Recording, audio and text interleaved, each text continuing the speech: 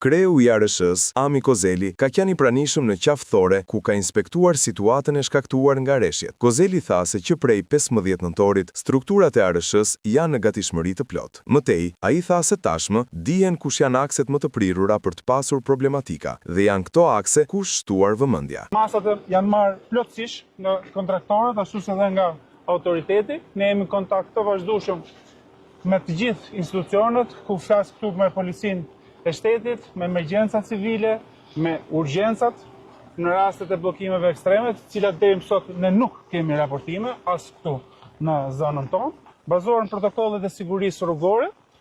Ne nga data 15 nëntor jemi në gatishmëri të plot, apo jo? Dhe ky sezon vazhdon deri në datën 15 mars. Në këtë vit na gjeti me 130 borë pastruese në mbar vendin, 577 mjete, ku këtu flasim me kamionçina, eskavator apo fadroma, dhe 800 punonjës në gatishmëri të plot, me specialist, punëtor, ashtu edhe manovrator. Janë të ngritura grupet e komunikimit, janë në gatishmëri të plot, 24 orë.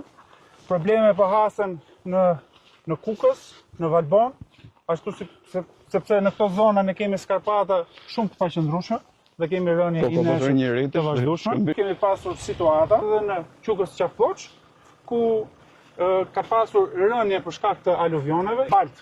Ky është një fenomen i pashmangshëm sepse ne ndodhemi në kushte ekstreme moti. Kozeli theksoi se janë marrë masat e nevojshme për të mos lejuar bllokimin e rrugëve dhe mjetet e nevojshme për shpërndarjen e kripës janë në terren.